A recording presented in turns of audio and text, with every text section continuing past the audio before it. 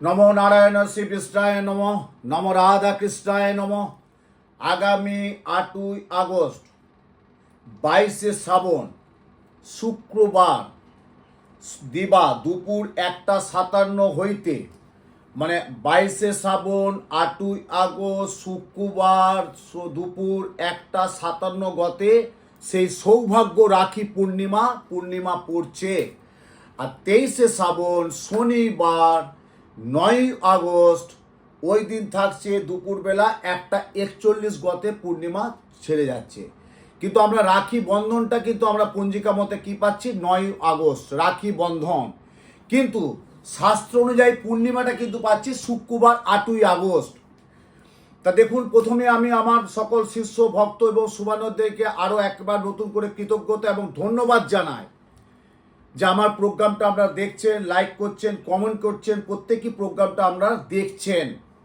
দেখুন, আমি এতটা বছর জ্যোতিষ জগতে আছি, আমি প্রত্যেকটা যোগে আমি ক্রিয়া করি। এই যে পূর্ণিমা, একটা সৌভাগ্য রাখি পূর্ণিমা, এই যে একটা মূল্যবান পূর্ণিমা। দেখুন, অমাবস্যা, প্রত্যেকটা অমাবস্যার মাহাত্ম আছে, প্রত্যেকটা পূর্ণিমারও মাহাত্ম আছে।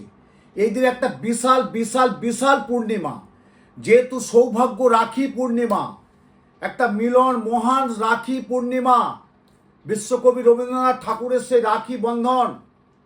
অনেকে আমাকে বলছে যে কবে রাখিটা পড়াবো, আমি বললাম দুটো দিন পাচ্ছ। 9ই আগস্ট কিন্তু দুপুরবেলা 1:41 মধ্যে রাখিটা পড়ে নিতে হবে, আর নইলে শুক্রবার 8ই আগস্ট দিবা 1:57 গতে সারাদিন সারা সন্ধ্যেবেলা থাকছে রাখি পূর্ণিমা।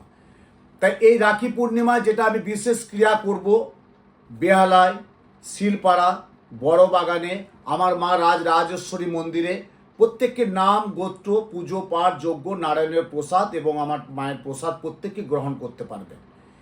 এই যে কাজটা করি কেন, আমি বারবার বলেছি, আমাদের জীবনে চলার পথে যে 9টা গ্রহ, 12টা রাশি, 27টা নক্ষত্র, এই 9টা গ্রহের প্রতিকার তো আমরা নিয়ে থাকি। গ্রহের প্রতিকার করতে হয়, কেন গ্রহ নক্ষত্র ছাড়া কিছু চলে না। আমাদের মানব জীবনে গ্রহ নক্ষত্রের একটা প্রচণ্ড ভূমিকা আছে। এই যে পূর্ণিমা যোগে আপনি কাজটা করবেন, ধরুন আপনার ছেলে মেয়ে পড়াশোনার ক্ষেত্রে একটা অমনোযোগ, ঠিক পড়াশোনায় মনোসংযোগ দিতে পারছে না, পড়তে পড়তে একটা চঞ্চলতা বেড়ে যাচ্ছে, কোনো সাবজেক্ট ঠিক কমপ্লিট করতে পারছে না। এই যে পূর্ণিমায় যদি আপনি বিদ্যার জন্য নীল সরস্বতী একটা কবচ ধারণ করতে পারা যায় বা করে দিতে পারেন, আপনি জানবেন আপনার ছেলের পড়াশোনার জায়গাটা অতীব অতীব সুন্দর থাকবে।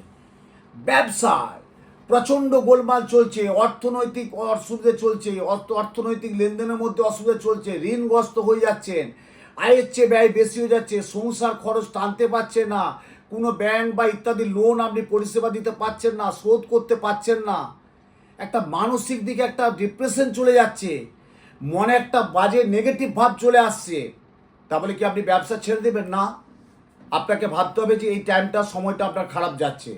গ্রহের ফেরে ভাগ্য ঘোরে, গ্রহের ফেরে ভাগ্য ঘোরে, আপনার সময়টা খারাপ যাচ্ছে। তার চেয়ে আমি বলি পুজো পাঠ যজ্ঞের মাধ্যমে ক্রিয়াটা করুন। এই যে সৌভাগ্য রাখি পূর্ণিমা, আমি সকল ভাই বোনেদের তো আমার আশীর্বাদ থাকছে।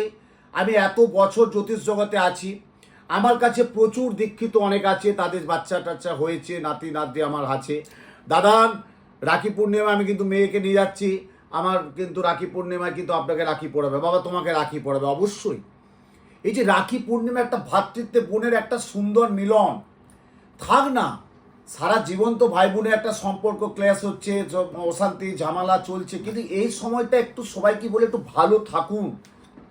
এই যে সৌভাগ্য রাখি পূর্ণিমা, ভাতৃদ্বিতীয়া, এগুলো একটা ভাই বোনের একটা অটুট সম্পর্ক।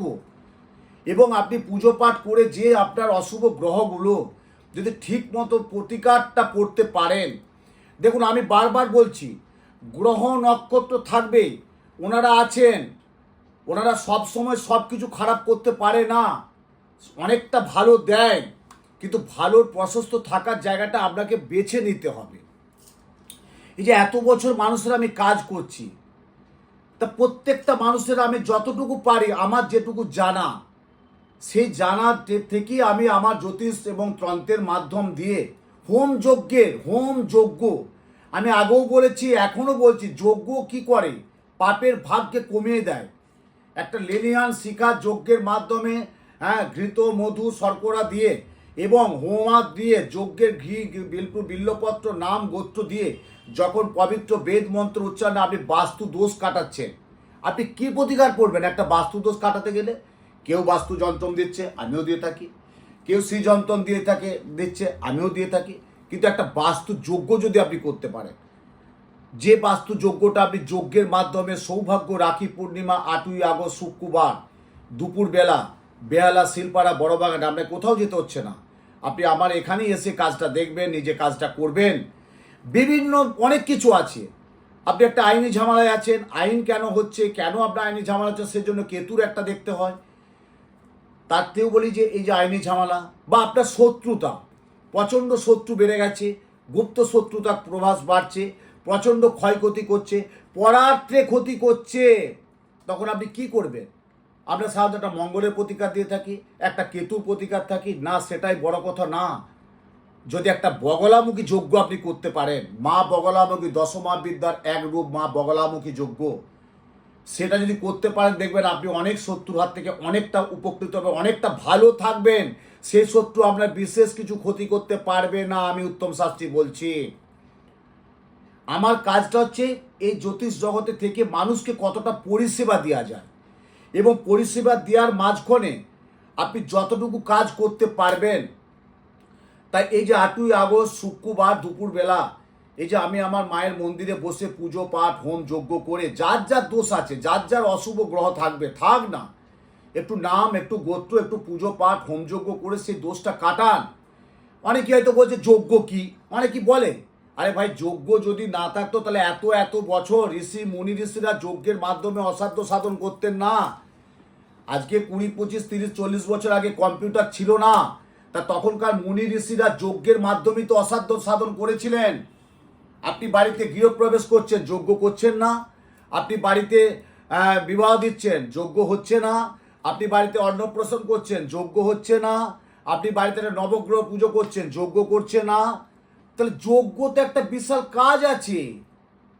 এক শ্রেণীর মানুষ হয়তো কেউ স্টোন পড়ে, বলে শাস্ত্রীজি বা গুরুজি আমি কিন্তু ঠিক এই যজ্ঞ তো থাকবোই, আমি কবচ তাবিজটা একটু পড়বো না, আমাকে একটা স্টোন দিয়ে দিন, ওকে। আবার একটা শ্রেণীর মানুষ, অনেকটা আমার শ্রেণী 70% মানুষ আমার কাছে বলে না আপনি দিচ্ছেন দিন, কিন্তু আপনি আপনার দৈব শক্তি পুজো পাঠের মাধ্যম দিয়ে আপনাকে কবচ তাবিজ কিছু করে দিন। ধরুন আপনার স্বামী স্ত্রীর মধ্যে একটা বিরাট বিরাট বিরাট প্রকার একটা কলহ চলছে, আপনি কি পড়বেন? স্টোন কি পড়বেন? শুক্রের প্রতিকার ডায়মন্ড পড়তে হবে, বা স্ত্রীকে মঙ্গলের প্রতিকার প্রবাল করতে হবে? আপনি সেটা না, তার জন্য একটা যজ্ঞের মাধ্যমে যদি স্বামী স্ত্রীর কলহটা কাটাতে পারেন অনেক কাজ পাবেন। এবং রাখি পূর্ণিমা একটা বিশেষ টোটকা দিচ্ছি, বিশেষ বিশেষ টোটকা দিচ্ছি প্রত্যেককে বলছি। যেদিন অর্থাৎ 8 তারিখেও পড়াতে পারে রাখি পূর্ণিমা এবং 9 তারিখে হচ্ছে শনিবার হচ্ছে রাখি বন্ধন, ওদিনও পড়াতে পারেন। আপনারা গিফট দিচ্ছেন, সব পড়াবেন। দাদা বোনকে দেবে, বোন দাদাকে দেবে, দিদি ভাইকে দেবে, যাই দাগ একটু, যেমন ফুলের কিছু রাখি থাকে, যার তাতে গোলাপি থাকুক, তাতে রজনীগন্ধায় থাকুক, গোলাপ রজনীগন্ধা যে কোনো ফ্লাওয়ার জাতীয় একটা কিন্তু রাখি অবশ্যই পরাবেন। ফ্লাওয়ার, ফুল, পবিত্র হচ্ছে ফুল। তারপর আপনি আপনার সিনথেটিক যাই হোক, যেটাই আপনি দিন না কেন, অবশ্যই ভুলেও কিন্তু এই 2025 সাল জানেন তো কি চলছে, লাট পাট চলছে, প্রচুর প্রচুর ঝামেলা চলছে।